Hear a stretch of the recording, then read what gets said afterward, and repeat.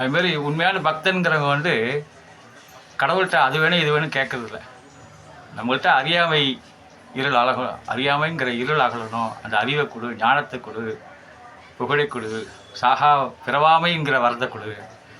இதை தான் ஆண்டவர்கிட்ட இருக்கிறா. அது அது இறைவனை நேரில் பார்க்கணும், இறைவனிடத்தில் அவன் ரெடி செய்கிறவன். அதான் இது தான் அவங்க வழக்கமாக கேட்டுட்டு இருக்கிறது, எல்லா பக்தர்கள்ட்டையும் கேட்டுட்டு இருக்கிறது அவங்க தான். இந்த பிரார்த்தனை நோக்கம் ஒன்று தான், லட்சியம் ஒன்று தான். அதுக்கு வழிமுறைகள் தான் வேறு வேறையாக இருக்கும்.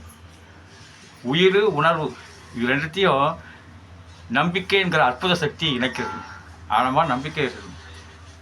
இது வந்து ஒரே நாளில் வந்துடாது. அந்த பக்தி பிறவியில் தொடர்ந்து இருக்கணும். இந்த செயின் முற்பிறவி, அதன் பயனாக இந்த பிறவியில் அவனருளால் அவன் தாள் வணங்கி அப்படி சொல்ல அந்த ஞானம் வந்து பிறவி ஞானம் வருது. இப்போ முதல்ல மிருகங்களில் மனித உருவத்தில் இருந்தால் கூட மிருகங்களாக தான் இருப்பாங்க. அவங்களுக்கு இதை நோக்கி வரணும்னு வருது. அதே மாதிரி மிருகங்கள் மாதிரியே சாப்பிட்ணும், தூங்கணும், இனப்பெருக்க போகணும், சாப்பிட்ணும், தூங்கணும், இனப்பெருக்கணும், இப்படியே அவங்களுக்கு போயிட்டு இருப்பாங்க. இதை நோக்கி வரத்துக்கான முயற்சி அவங்கள்ட்ட இருக்காது. அந்த மாரி வரத்துக்கு அந்த பக்த ஞானம் வராது. இப்போ கோயிலில் பூஜை அறையில் இஷ்ட தெய்வத்தோட திருவுருவத்தை வச்சு அது நின்னும் அமர்ந்து பார்த்துக்கிட்டே இருக்குது. தனியாக ஒரு இடத்துல இருந்து இதயத்தில் பகவான் நினச்சிட்டே இருக்கிறது. அதாவது சாமிக்கிட்ட போய் அது வேணும் இது வேணும் கேட்குறது பிச்சைக்கார மனோபாவம் கிடையாது. பிச்சைக்கார மனோபாவம் இருக்கணும். அவர்கிட்ட சரணாகதி அடைந்து அவர் எது கொடுத்தாலும் அது பிரசாதம். அவர் வாழ்க்கையில் எது கொடுத்தாலும் நல்லது தான் கொடுப்பார், நன்மைக்காக தான் கொடுத்துருப்பார் அப்படின்னு ஒரு திருப்தி அடையணும், மனசு திருப்தி அடையணுக்காக அந்த மனோபாவம் சரணாகதி தத்துவம் தான் தெரியல. அது வந்து பிச்சைக்கார மனோபாவம் கிடையாது. பிச்சைக்கார மனோபாவம் வந்தாக்க திருப்தியே கிடையாது. எவ்வளோ கொடுத்தாலும் திருப்தி இல்லை அப்படிங்கிறது. இப்போ பிரார்த்திப்பதற்கு யாசிப்பதற்கு உள்ள இடையில உள்ள வித்தியாசம் இது தான். இந்த பிரார்த்தனைங்கிறது வந்து நம்ம கேட்குறோம், நான் அந்த தகுதியும் திறமையும் பக்தியோடு வளர்த்துருக்கேன், இதை எனக்கு செஞ்சு கொடு, நீயே அதை பார்த்து கொடு.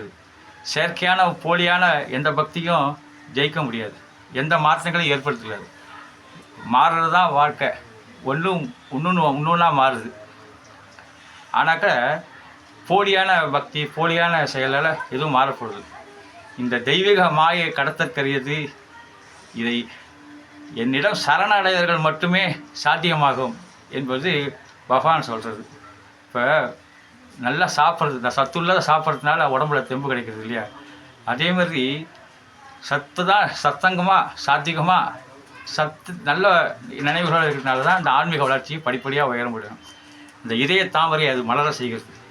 இப்போ ஒரு பைப்பு மூலமாக எப்படி நீர் கிடைக்கிறது, எரிவாயு கிடைக்கிறது, பெட்ரோல் கிடைக்கிறது, அதேமாரி ஒரு லிங்க்கு அந்த பிரபஞ்ச சக்தி வந்து இந்த மனசுக்கு ஏற்படுத்துறதுக்கு அது ஒரு வழி. ஒரு சுவிட்சு போட்டால் லைட் எரிகிற மாதிரி நினச்ச மாத்திரத்திலே நமக்கு அந்த உணர்வு வந்துடும். அதை நம்ம எப்பவும் தடுத்துக்கிட்டே இருக்கிறது எதுனா நம்மளுடைய அகங்காரம் தான். நான்கிறது அகங்காரம், எனதுங்கிற அந்த மமதை.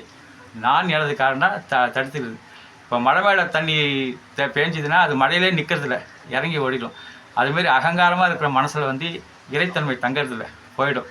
ஆனால் பக்தியாக இருக்கும்போது ஒரு புத்துணர்ச்சி கிடைக்கும், ஒரு பேரமைதி கிடைக்கும். அது வந்து எல்லா திசைகளிலும் நம்மளை அமைதி இருக்க முடியும் அப்படிங்கிறத நிலைநிறுத்துது. இது வந்து அகமுகமாக பிரச்சனை. நமக்கு ஏதாவது ஒரு விஷயம் பிடிச்சின்னா அதில் லயிற்சி ஆழ்ந்துருந்தாக்க நிச்சயமாக அதில் ஒருமைப்படுத்த முடியும். நமக்கு தெரியாத விஷயத்தில் அதை ஒருமைப்படுத்த, தெரிஞ்ச விஷயத்தில் அது ஈஸியாக அதை விழிப்போடு இருந்தாக்க அதை ஒருமுகப்படுத்த முடியும். அது ஆன்மீக மையம். அதுதான் இந்த ஆலயங்களுக்கு வந்து போகுது. ஆலயங்கத்தில் சேமித்து வச்சுருக்கு. நாள் முழுக்க எல்லா வேலையும் என்னென்ன வேலையும் செஞ்சுட்டு பல போராட்டங்கள், பல ஏமாற்றங்கள், பல பிரச்சனைகள் எல்லாம் சந்தித்து வரும்போது உடனே உட்காந்தோடனே தியானம் சித்திக்காது. நமக்கு அதுலேயே ஓடிட்டுனால அதை பற்றி நினப்பாகவே இருந்துகிட்ருக்கோம். அப்போது பகவான் நினப்பு வராது. அப்போ ஆழமான நம்பிக்கை இல்லாத போது அந்த நமக்கு உடனே என்ன ஆகுது, சில பேருக்குலாம் தூக்கமே வந்துடும்.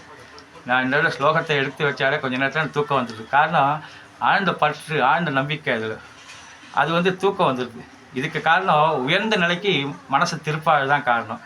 தனது தேவைகளை திரிக்கிறது விண்ணப்பம் ஒன்று சமர்ப்பிக்கிறது போல் நம்மக்கிட்ட இருக்கிறத ஒன்று பகவான்கிட்ட கொடுத்து கிவ் அண்ட் டேக் பாலிசி மாதிரி ஒன்று கொடுத்து நம்ம பெறணும். தானாகவே நம்ம பகவானை நோக்கி போக போக எப்படி ஒரு கல்லுலேருந்து தேவையான உருவத்தை எடுக்குன்னா தேவையில்லாத பகுதியை செதுக்கிட்டு அந்த உருவத்தை எடுக்கிறாங்களோ, அந்த பகவான்கிட்ட மேலே கிட்ட போகும்போது நம்மளை நாமளே செதுக்கிக்கிறோம். இந்த ஆன்மீக உணர்வில் தகுதிகள் வளர்க்கும்போது நமக்குள்ள பாவங்கள், நமக்குள்ள தேவைகள், நமக்குள்ள விருப்பங்கள், நமக்குள்ள ஆசைகள் எல்லாத்தையும் ஒன்று ஒன்றா நழுவி தானாக கீழே நழுவி போயிடுது. நம்ம வந்து பூரணத்தமாக எப்படி இந்த உலகத்துக்கு ஆண்டவன் அனுப்பிச்சானோ அந்த நிலைக்கே போயிடுறோம். நம்ம எதுவுமே முன்னூற்றுக்காக பிரார்த்தனை செய்யும்போது, இந்த உலகத்துக்காக பிரார்த்தனை செய்யும்போது நமக்கு சீக்கிரம் சித்திக்கிறது. அப்போ வந்து கூட்டு பிரார்த்தனைலாம் ஜெயிக்கிறதுக்கு காரணம் அதுதான். நம்ம அந்த மாரி ஒரு மன அமைப்பு இருந்தாலே போதும்.